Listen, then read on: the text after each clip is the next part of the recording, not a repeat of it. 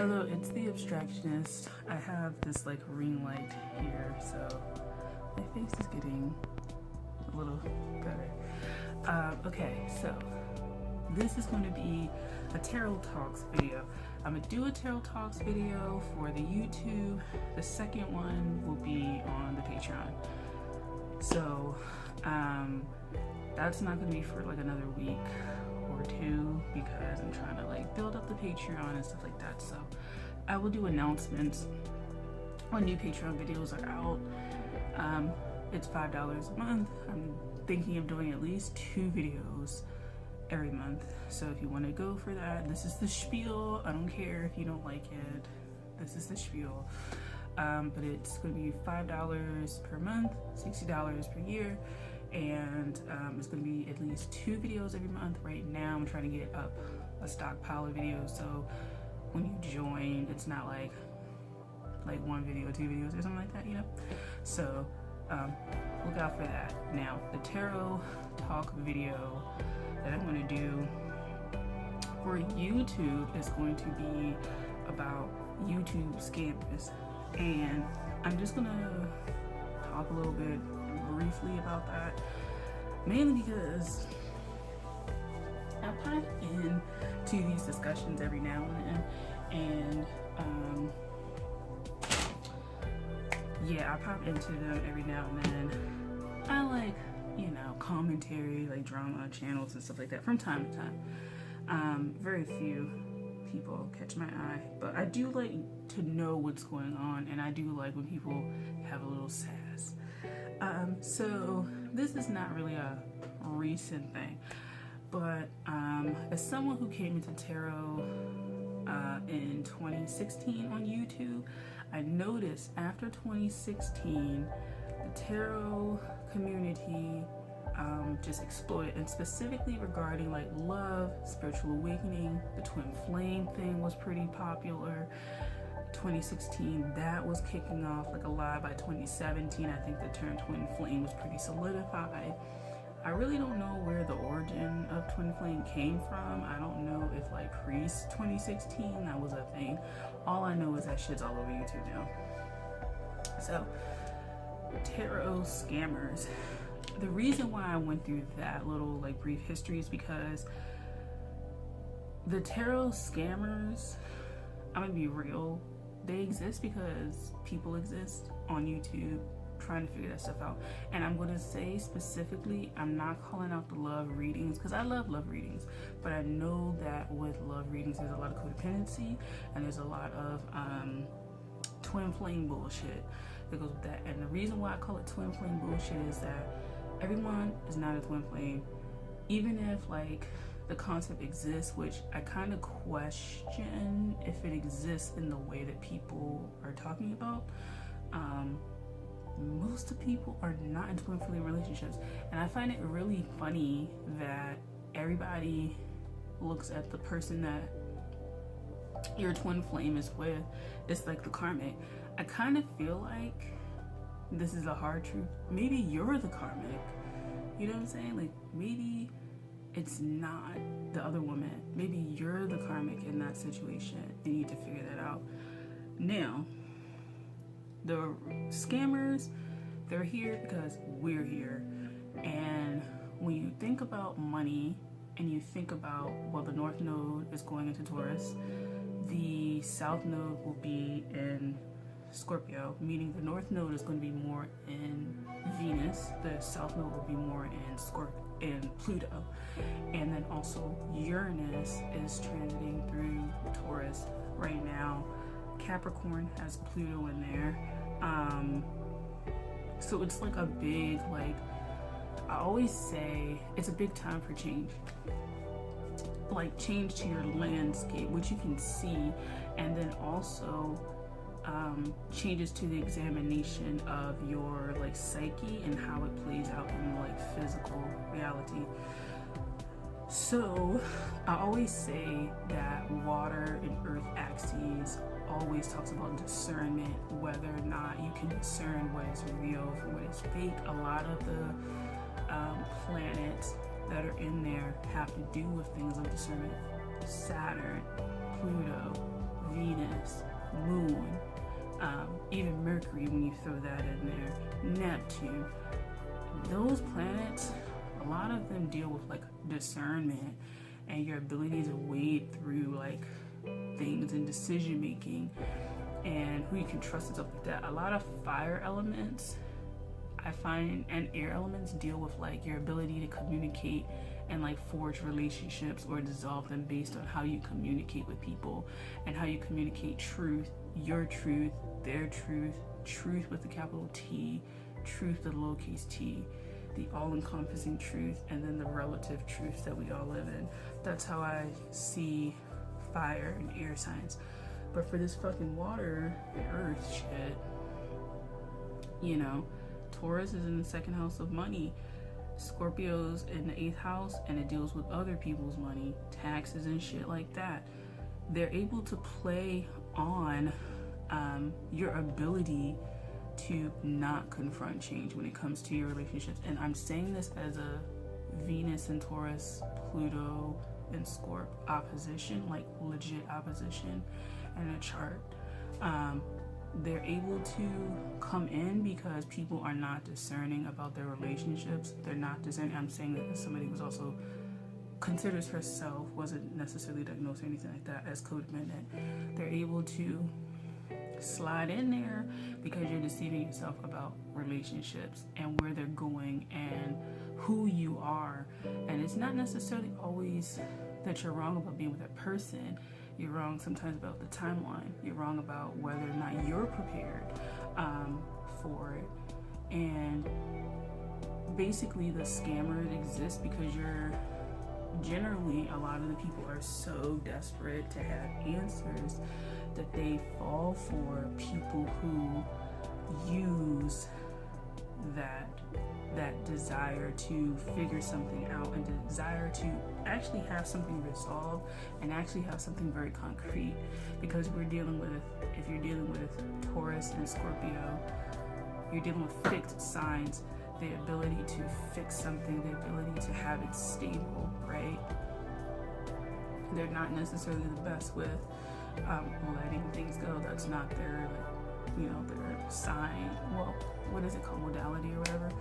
The cardinal, fixed, and mutable, whatever. They're able to do that stuff because of us. And larger issues arise because of us. Like I always say, now that America is going through its Pluto return, America's government and all governments reflect the people on some aspect of like daily life, right? Like the esoteric is definitely reflected in the mundane in some form. And so, we can get mad at these ain't shit people. We can get mad at he's not coming back or blah blah blah, but like, are you coming back to yourself? How far are you going out there trying to run from yourself? You know what I'm saying? Like, I think this goes to an issue of like how tarot is perceived. I do know that there are different camps about this, but I do think that people should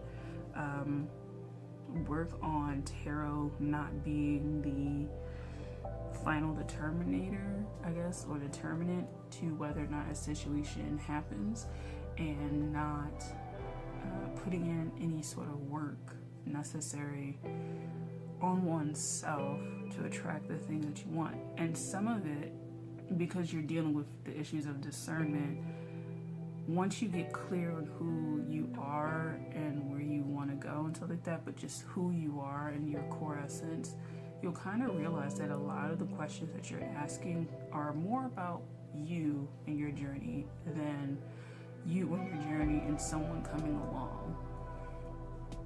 So scammers definitely play on everyone. Like, they play on everyone, and usually you're at a certain vibration. Fear, shame, disgust, anger, something like that. Usually you're not stable, you're trying to transition, a good scam really comes through when you're trying to transition for some reason, or ideas like Neptunian ideas. This is why I fucks with Neptune so hard. Because Neptune, if any question is applied to Neptune, it's why. Like, why did this happen? Or why did you do that? And the strength in Neptune is when you see the answer for what it is. I think that's, when I was looking into Neptune, it's what exalted in Leo or fire. So Neptune and Aries is gonna be like, I can't wait. Because there's gonna be some shit that you're like, oh God, no, I don't wanna see it. But it's like, no, bitch, you gotta see all of this. So I'm really excited for that. But once you see the answer, you take that as your why and you don't seek for anything else. You accept it for what it is. And that's another part of like Neptunian shit and trying to figure this out. You accept it for what it is. So a lot of people fall into scams because they're not accepting the situation for what it is. They're not accepting the relationship ending. They're not accepting that they don't even want the relationship, but they're pushing it because they feel abandoned, or they're trying to fix their own familial issues with regards to relationships and stuff like that. Like, shit I know about. They're chasing because they would rather chase this person than their career. Their career is more uncertain than this person, even though this person is giving you no certainty at all. There's a lot of love stuff that is attached to the scammers and scams in general, the internet scams and stuff like that. But, and this is an aside, I think I'll do a video on like sugar, because I'm a type 2 diabetic, and like what that says, like the overconsumption of sugar, and what that psychosomatically I think is getting at when it comes to intimacy and vulnerability. But these people are scamming and they're able to rake in a lot of money because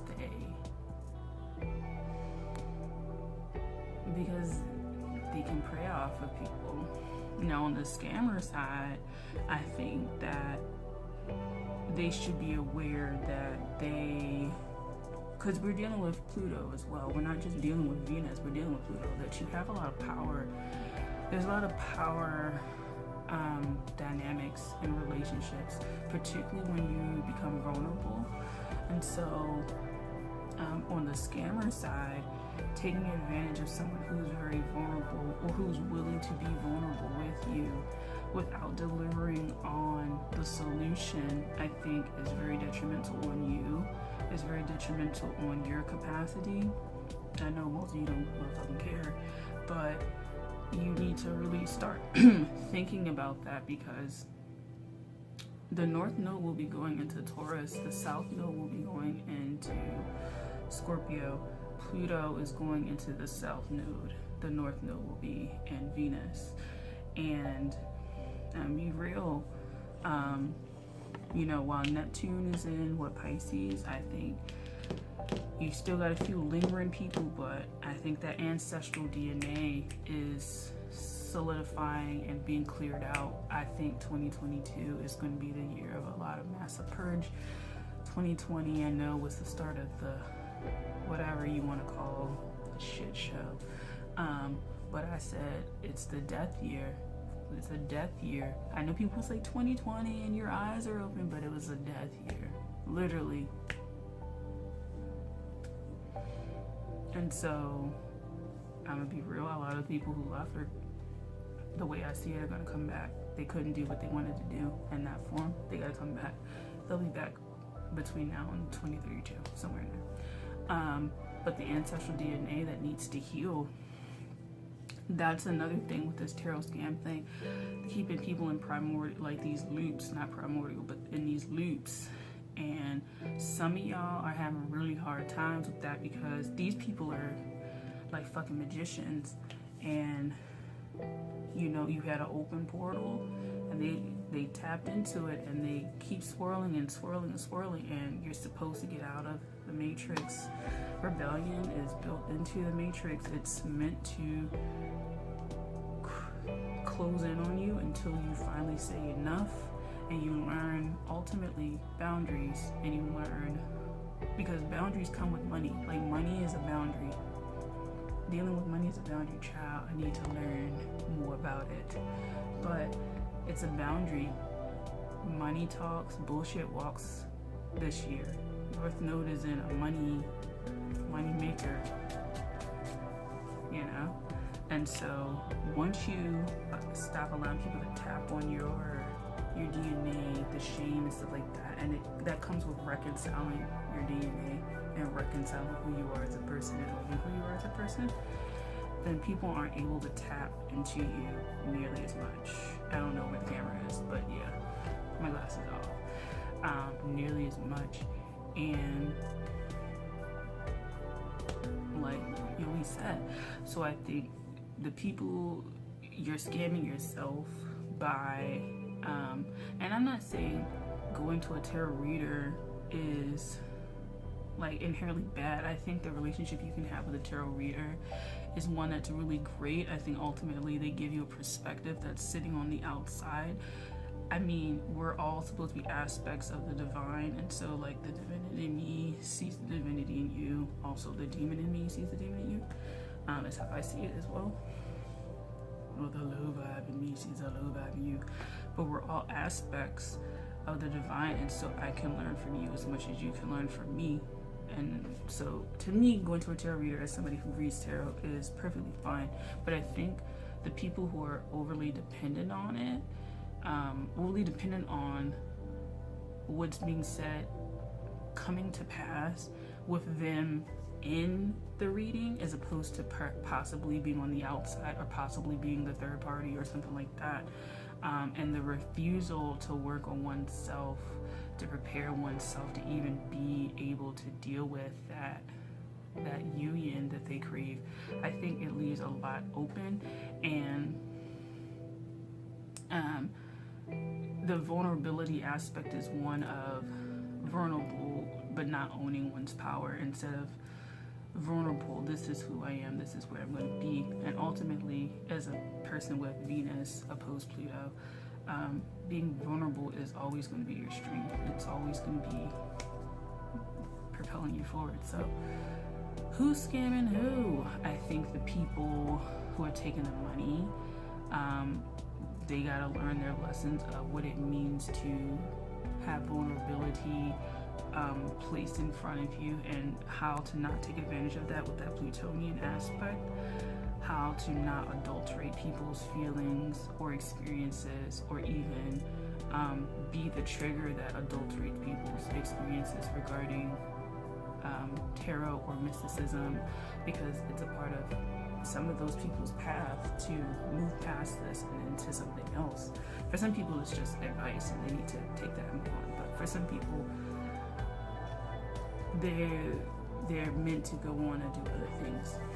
So they have to learn their lesson and discernment, and how to discern the aspect of I have power and I know how to use it, because those people on that side, they don't have power either, or they're trying to use energy sources, and money is an energy source. Money is energy. And so if money is an energy source, then what you're doing is siphoning energy. And I'm gonna tell you, when it comes to like the dark magic and ancestral stuff, some people's ancestors don't take kindly to that at all. They don't take kindly to that, and I don't think that the primordial energies take kindly to that either, because you violated a lot when it comes to ascending and relating, and you're really pushing people's boundaries in ways that you shouldn't. So you got a lot to learn on both sides, you know? So that's all I have to say with that. I hope you enjoyed this video, and I'll see you in the next one. Take care. Bye.